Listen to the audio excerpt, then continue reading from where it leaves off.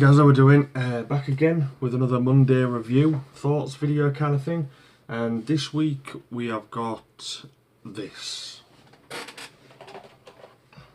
It goes by many names. I call it the Gptoys S912. Also goes by the name of Xin Le Hong or XLH9116. Some people call it a Vulcan, I think. I've seen it called a Vulcan, but it goes by many names. It's meant to have a spoiler on. It is in a little bit of parts at the minute, but yeah. But this is it anyway. That's the shell, all nice and shiny. As you can see, this hasn't been run much. This was my son's. He still had the clear plastic over this. I only took it off the other day.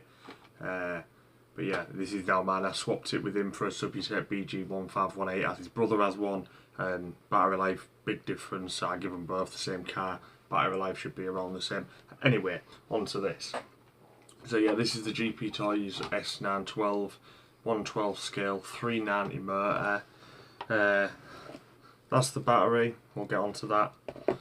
Yeah, as the car itself, fantastic.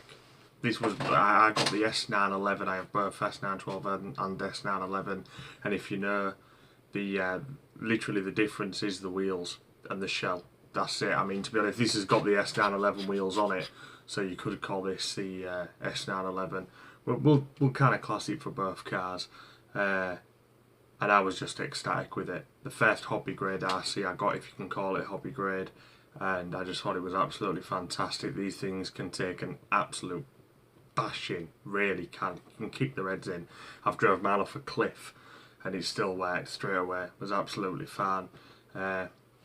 Only things I have broke ever is, and I don't know if you're going to be able to see this, but in there, the metal drive cups, they've snapped a couple of times, and I also broke a shock once, but only once. I don't even know how I did it, but it broke. But all cheap as chips, parts are readily available, really easy to fix.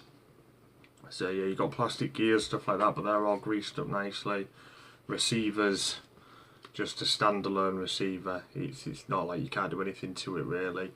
It's just kind of for this, but I have seen them being upgraded. I have seen them go brushless. I've seen people really strip these down and put all sorts of bits in them, so they are customisable, just not that friendly. They're a bit of a nightmare. But as I say, they're fantastic. They're fast enough. As a starter one, they're great. You can bash the crap out of them. They won't break. They'll take most things. And for the price of them, they're only about 40 quid, something like that. Super fun. So if you're watching this video, you know, you've been looking into this car, maybe thinking of buying it for your first RC, why not? Go ahead and do it, you won't be disappointed. Couple of things straight off the bat which I don't like. Now, if you've noticed in most of our reviews, I do like to point out the bad parts. I don't want to seem as one of these people that just says, yeah, it's great, it's fantastic, buy it, shove it in your face kind of thing. I'm not like that. So I will tell you the bad points. Now for me, the biggest bad point on this car is that right there, that battery. It's a lithium ion, 800 milliamps, 800. And what's that? It's nothing. Like, and what's that? 6 pins. I think they call it something like an EL6P. So yeah, it's just horrible. I hate it. Absolutely hate it. In my other one, I've cut it off and got a Tamiya connector on there, but I will be changing it to a Dean's. Now I have heard, and I don't know how true this is, but I have heard, I've heard that these receivers that are in them, which, you know, I wouldn't even call it an ESC, it's just, well, it is an ESC, but it's just this tiny little motherboard, could run a LiPo. You put a Dean's on there, smash a 2-cell in it, it'll run fine and add a bit more punch to it. I haven't done it myself, but I am going to. But I've heard you can do that. So if you was to buy one of these, first of all, get rid of that. Just even if you put a Tamiya connector on there and buy a bigger 9.6 volt battery, do that at least. I've done it with my other one, and it lasts a lot longer. But that 800 milliamps, it's alright the first few times you run it, but once you've had the car a month or two, you're talking 4 minutes. You know what I mean? 7 minutes at an absolute maximum. But if you're hard bashing, if you're throttling it all the time, literally about 4 minutes. And it ain't like these LiPos or lithium ions where they have a cut off, so you're getting almost full power the full time and then it just stops dead. Now you're talking maybe 2.5 minutes, and you're noticing you're losing power, and it just it really takes the fun out of the car. I haven't run this in ages, this one, because it's still got that on it, and I just, to be honest, I can't be arsed to charge the battery to have maybe 3 minutes worth of fun. It's just not worth it. I've got better cars. I'll run something else with a better battery. Doesn't make this car bad, just makes, it's just the battery which takes it away from it. So yeah, get that changed as soon as possible.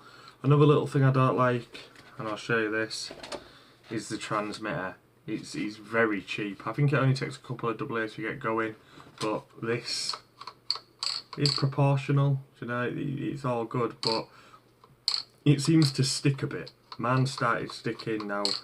I don't use it with sticky hands. I haven't had it in any dirt. It's been always looked after. It just seems to stick sometimes. At the minute it's not doing it, but sometimes you'll hold it forward and it just won't come back straight away.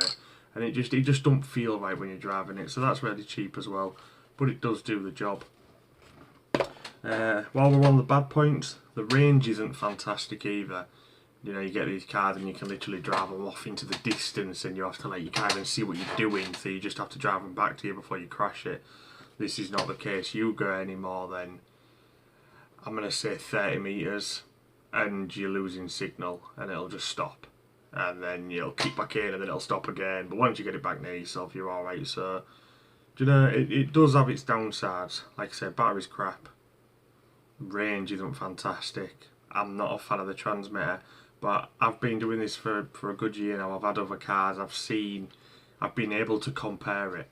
But when I first got this car, I'd only just got back into the hobby really. I liked it as a child, but just got into the hobby. I loved it, absolutely loved it. These things weren't an issue because I was unaware, but I absolutely loved this car.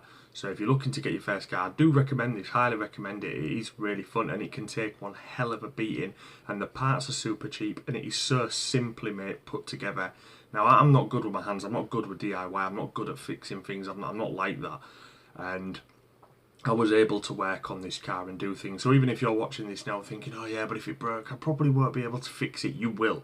If I can fix it, you can fix it 100%. So yeah, don't be put off by anything like that. Like, they're so simple. It's literally a few screws, and you know, you can do anything to this. You can fix anything on this. It's super duper easy, and it's a great first car. So yeah, not much else really to say on it. You're going to see more of this soon. This is in the pipeline to be switched to a Dean's and get a LiPo in it and see what it can do. It's super light, so it'll probably go like for stick. But yeah, so you're going to see more of this. Yeah, don't know what else to say about it really. Like I say, it's a great car. Can take a hell of a beating. It's fast enough. Fantastic first car. Really cheap. Just a rubbish battery. Range isn't that great. And I don't like the transmitter, but on a whole, I'd recommend this. For the price, I'd highly recommend it. Yeah. So yeah, I'm going to leave this there. Hope you've enjoyed the review. Again, I'm going to give a shout out to the Discord. We've changed the name now. We're now called Suicidal RC. And a bit of a funny story about that, but if you join, you can find that out. Links down below. Come join us. If you don't know what Discord is, it was originally made for gamers to, you know, basically like TeamSpeak for them to chat and whatnot, but it's a really good platform to talk about anything. We've got everything in there, pictures, videos, you know, tips and advice, anything you need. It's like a central hub just for RC stuff. So if you want to join, you're more than welcome. Please do so. We want to get more people in there, get our little RC family going. So yeah, cheers for watching. I'll be back soon, guys. See you later.